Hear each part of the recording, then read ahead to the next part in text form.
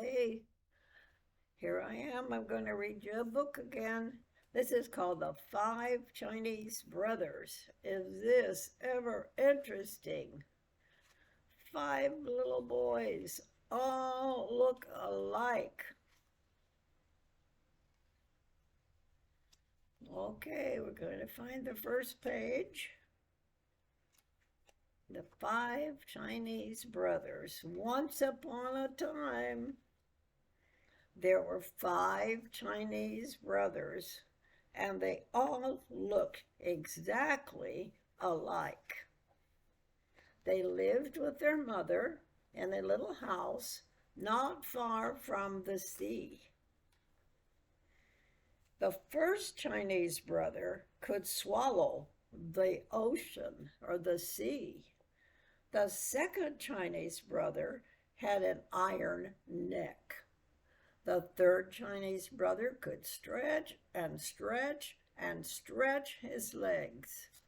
The fourth Chinese brother could not be burned, and the fifth Chinese brother could hold his breath indefinitely. Early next morning, the first Chinese brother and the little boy, let's see, I think I might have skipped a page. Here, every morning, the first Chinese brother would go fishing, and whatever the weather, he would come back to the village with beautiful and rare fish which he had caught and could sell at the market for a very good price. One day, as he was leaving the marketplace, a little boy stopped him and asked him if he could go fishing with him. No, it could not be done, said the first Chinese brother. But the little boy begged and begged, and finally the first Chinese brother consented.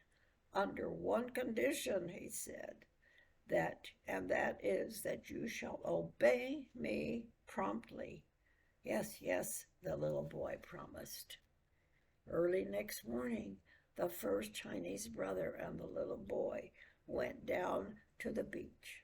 Remember, said the first Chinese brother, you must obey me promptly.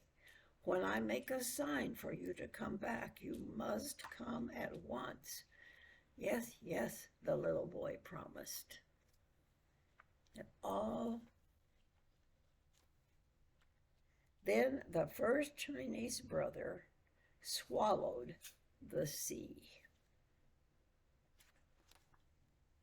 And all the fish were left high and dry at the bottom of the sea, and all the treasures of the sea lay uncovered. The little boy was delighted. He ran here and there, stuffing his pockets with strange pebbles, extraordinary shells, and fantastic algae. Near the shore, the first Chinese brother gathered some fish while he kept holding the sea in his mouth. Presently he grew tired. It is very hard to hold the sea. So he made a sign with his hand for the little boy to come back. The little boy saw him, but paid no attention. And here he is, holding the sea in his mouth. The first Chinese brother made great movements with his arms, and that meant come back. But did the little boy care? Not a bit, and he ran farther away. Then the first Chinese brother felt the sea swelling inside him, and he made desperate gestures to call the little boy back. But the little boy made faces at him and fled as fast as he could. The first Chinese brother held the sea until he thought he was going to burst. All of a sudden, the sea forced its way out of his mouth, went back to its bed, and the little boy disappeared. When the first Chinese brother returned to the village alone, he was arrested, put in prison, tried, and condemned to have his head cut off. On the morning of the execution, he said to the judge, "Your Honor, will you allow me to go and bid my mother goodbye?" "It is only fair," said the judge. So the first Chinese brother went home, and the second Chinese brother came back in his place. All the people were assembled on the village square to witness the execution. The executioner took his sword and struck a mighty blow.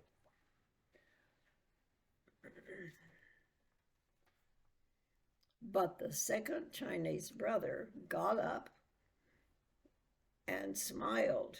He was the one with the iron neck, and they simply could not cut his head off. Everybody was angry, and they decided that he should be drowned.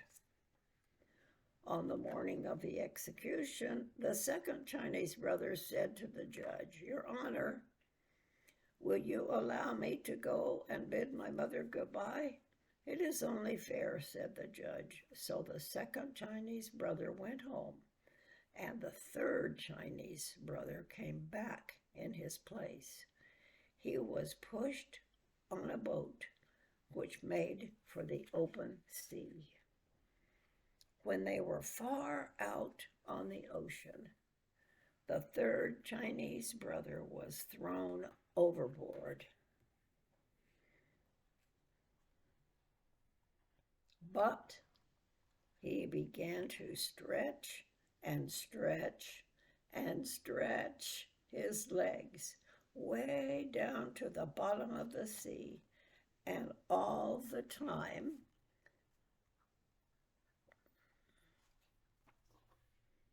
his smiling face was bobbing up and down on the crest of the waves. He simply could not be drowned. Everybody was very angry, and they all decided that he should be burned. On the morning of the execution, the third Chinese brother said to his judge, "Your Honor, will you allow me to go and bid my mother goodbye?" "It is only fair," said the judge. So the third Chinese brother went home, and the fourth Chinese brother came back in his place. He was tied up to a stake. Fire was set to it, and all the people stood around watching it. In the midst of the flames, they heard him say, "This is quite pleasant." "Bring some more wood," the people cried. The fire roared higher. "Now it is quite comfortable," said the fourth Chinese brother, for he was the one who could not be burned. Everybody was getting more and more angry every minute, and they all decided to smother him. On the morning of the execution, the fourth Chinese brother said to the judge, "Your Honor, will you allow me to go and bid my mother goodbye?" "It is only fair," said the judge. So the fourth Chinese brother went home, and the fifth Chinese brother came back in his place. A large brick oven had been built on the village square, and it had been all stuffed with whipped cream. The fifth Chinese brother was shoveled into the oven right in the middle of the cream, and the door was shut tight, and everybody sat around and waited.